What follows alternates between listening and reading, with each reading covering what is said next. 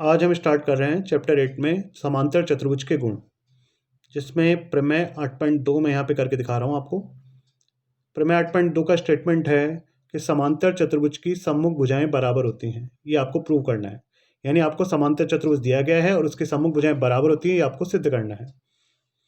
तो दिया गया है ABCD एक समांतर चतुर्भुज है और आपको प्रूव करना है कि ये समांतर चतुर्भुज के आमने सामने की भुजाएं, यानी AB भुजा CD भुजा के बराबर और BC भुजा DA भुजा के बराबर, ये आपको प्रूव करके बताना है।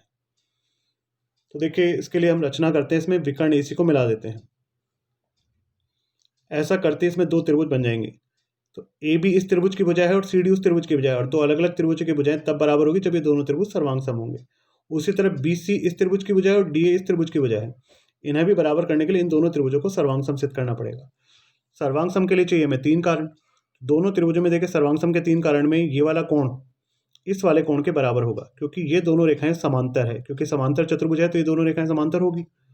और इस तरह एक जेड की शेप बन रही है, तो ये दोनों एकांतर स्थिति के कोण हैं। देखिए, पहले दोनों त्रिभुजों के नाम लिखे गए हैं। इस कोण का नाम है BAC, इस कोण का नाम है DCA। तो ये एकांतर कोण है। दूसरा, ये वाला कोण इस वाले कोण के बराबर होगा। इस कोण का नाम है BCA और इस कोण का नाम है DAC। और ये AC दोनों त्रिभुजों में कॉमन है, उभयनिष्ठ भुजा, तो दोनों त्रिभुजों में काम आ रही है। तो एक भुजा और उसी पे बनने वाले दो कोण, तो इसका मतलब ASA सर्वांग समता नियम इसमें लग गया और दोनों त्रिभुज सर्वांग सम सिद्ध हो गए। जब ये दोनों त्रिभुज सर्वांग सम सिद्ध हो गए, तो पहले दो बिंदु अगर मैं AB ले रहा हूं तो यहां से पहले दो बिंदु लूंगा CD, और अगर पीछे के दो बिंदु BC लेता हूं तो यहां पीछे के दो बिंदु लूंगा DA। तो AB बराबर CD और BC बराबर DA, यही हमें सिद्ध करना था। CPCT के कारण ये दोनों बराबर सिद्ध हो गए। प्रमेय 8.1 है, वो प्रमेय ये है कि ये दोनों त्रिभुज सर्वांग सम सिद्ध करने हैं केवल। तो सर्वांग सम सिद्ध करने का काम यहाँ से यहाँ तक, बस इतना ही करना होगा। ये नीचे की लाइन इसमें नहीं आएगी, बाकी काम सेम टू सेम है। जो प्रमेय 8.3 है,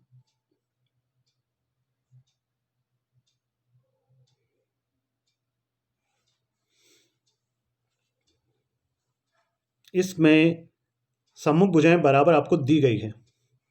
क्वेश्चन ये दिया गया है कि अगर किसी चतुर्भुज की सम्मुख भुजाओं के दोनों युग्म बराबर हो तो वह समांतर चतुर्भुज होता है। यानी ये एक सिर्फ चतुर्भुज है जिसके आमने सामने की भुजाएं बराबर आपको क्वेश्चन में दी गई है, और आपको इसे समांतर चतुर्भुज सिद्ध करके बताना है। तो समांतर चतुर्भुज कैसे सिद्ध होगा? यदि हम यह सिद्ध कर दें कि AB भुजा CD के समांतर है और BC भुजा AD के समांतर है, तो समांतर चतुर्भुज सिद्ध हो जाएगा। क्योंकि समांतर चतुर्भुज की परिभाषा यही है कि जिस चतुर्भुज की सम्मुख भुजाओं के दोनों युग्म समांतर हो वह समांतर चतुर्भुज होता है। तो मुझे AB को CD के समांतर सिद्ध करना है और BC को AD के समांतर सिद्ध करना है। दो रेखाएं समांतर कब होती हैं? जब एकांतर स्थिति में बने कोण बराबर हों। यानी अगर ये वाला कोण और इस वाले कोण के बराबर सिद्ध हो जाए तो ये दोनों रेखाएं DC और AB समांतर सिद्ध हो जाएगी। और ये कोण इसके बराबर कब होगा? ये दो अलग अलग त्रिभुजों के कोण हैं, जब ये दोनों त्रिभुज सर्वांग सम होंगे। तो स्टार्टिंग इन दोनों त्रिभुजों को सर्वांग सम सिद्ध करने से करनी होगी आपको। तो देखिए, दोनों त्रिभुजों में सर्वांग सम सिद्ध करने के लिए AB भुजा CD के बराबर, ये तो क्वेश्चन में दी गई है। BC भुजा AD के बराबर, ये भी क्वेश्चन में दी गई है, और ये कॉमन भुजा है। तो तीनों भुजाएं हैं, इसलिए ट्रिपल एस सर्वांग समता नियम लग गया। ट्रिपल एस सर्वांग समता नियम लगते ही इसका A कोण इसके C कोण के बराबर होगा। इसके A कोण का नाम है BAC और इसके C कोण का नाम है DCA। CPCT के कारण ये दोनों कोण बराबर हो गए। लेकिन जब हमने देखा तो ये जो दोनों कोण हैं वो एक जेड की शेप में है, इस तरह से 1 2 और 3 लाइन, और जेड की शेप में बने एकांतर कोण होते हैं और वो बराबर भी हैं। इसका मतलब ये दोनों रेखाएं AB और CD समांतर सिद्ध हो गई। तो इसी तरह देखिए, इसका C कोण इसके A कोण के बराबर होगा। इसके C कोण का नाम है एंगल BCA और इसके A कोण का नाम है DAC। तो BCA और DAC बराबर हैं, और ये दोनों BC और DA के मध्य बने। देखिए, अगर मैं इन दो कोणों की बात कर रहा हूँ, इसकी और इसकी, तो ये इस रेखा और इस रेखा के मध्य बने, वो एक जेड के शेप में बन रहा है। तो BC और DA के मध्य बने एकांतर कोण है, और बराबर सिद्ध हो ही चुके हैं CPCT के कारण। तो इसका मतलब BC और DA समांतर रेखाएं होगी। तो यहाँ पे देखिए ABCD के समांतर सिद्ध हो गई, यहाँ BCDA के समांतर सिद्ध हो गई, सम्मुख भुजाओं के दोनों जोड़े समांतर सिद्ध हो गए। इसका मतलब ABCD एक समांतर चतुर्भुज है।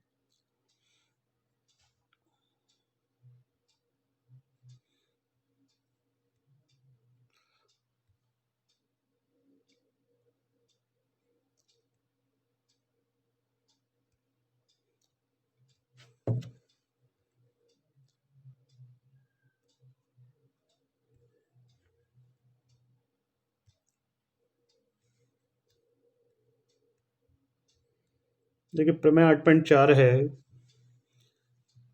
इसमें ABCD एक समांतर चतुर्भुज ये दिया गया है और इसके सम्मुख कोण बराबर होते हैं, ये आपको प्रूव करके दिखाना है। जैसे एंगल A एंगल C के बराबर और एंगल B एंगल D के बराबर, ये आपको प्रूव करके बताना है। तो ABCD एक समांतर चतुर्भुज है, हमें प्रूव करना है एंगल A एंगल C के बराबर, एंगल B एंगल D के बराबर।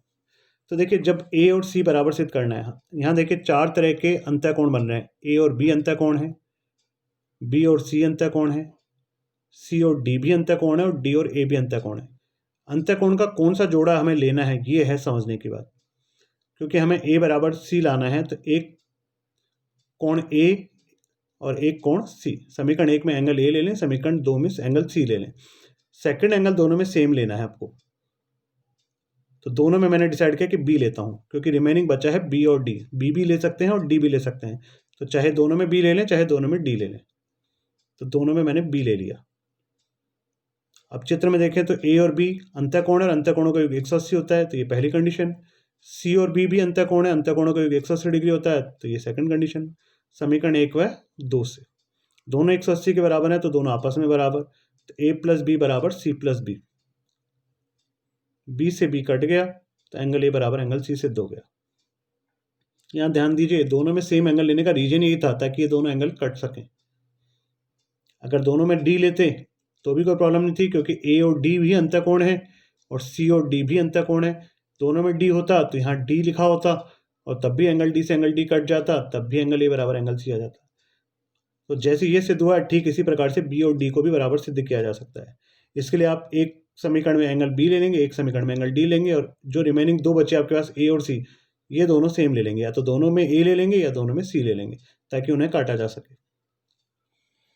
नेक्स्ट है प्रमेय 8.5। इसमें आपको आमने सामने के कोण बराबर दिए गए हैं, मतलब एंगल A बराबर एंगल C दिया गया, एंगल B बराबर एंगल D दिया गया, और ये एक साधारण चतुर्भुज है, सिर्फ चतुर्भुज है, और हमें इसे समांतर चतुर्भुज सिद्ध करके बताना है। तो ABCD एक चतुर्भुज है जिसमें एंगल A बराबर एंगल C, एंगल B बराबर एंगल D है, और इसे समांतर चतुर्भुज सिद्ध करना है। समांतर चतुर्भुज सिद्ध करने के लिए वही AB को CD के समांतर और AD को BC के समांतर में सिद्ध करना होगा। तो देखिए, हम जानते हैं चतुर्भुज के चारों कोणों का योग 360 डिग्री होता है। तो angle A plus angle B plus angle C plus angle D बराबर 360। इसमें देखिए दिया गया हमें A C के बराबर है और B D के बराबर है, तो A को हटा के C और B को हटा के D लिख दिया हमने, और ये C और D एज इट इज। तो C देखिए यहाँ पे 2 बार आ गया तो 2 एंगल C हो गया, D भी यहाँ पे 2 बार आ गया तो 2 एंगल D हो गया। दोनों में 2 कॉमन आ रहा है और इसमें भी 2 का डिवाइड जाता है, तो पूरी इक्वेशन में 2 का डिवाइड कर दिया। तो इसमें 2 का डिवाइड करने से 2 हट जाएगा, एंगल C रिमेनिंग बचेगा, यहाँ एंगल D रिमेनिंग बचेगा, और इसमें 2 का डिवाइड करेंगे तो 180 आ जाएगा। C और D अगर हम गौर करें तो देखिए C और D अंतः स्थिति के कोण है और इनका योग 180 डिग्री भी आ गया। अगर अंतः स्थिति के कोणों का योग 180 डिग्री आए तो इसका मतलब AD और BC समांतर रेखाएं हैं, क्योंकि ये AD और BC के मध्य बने अंतः कोण है और इनका योग 180 डिग्री है, इसलिए ये दोनों रेखाएं समांतर है। तो जैसे ये दोनों समांतर सिद्ध हुई, उसी तरह AB और CD इन दोनों को भी समांतर सिद्ध किया जा सकता है।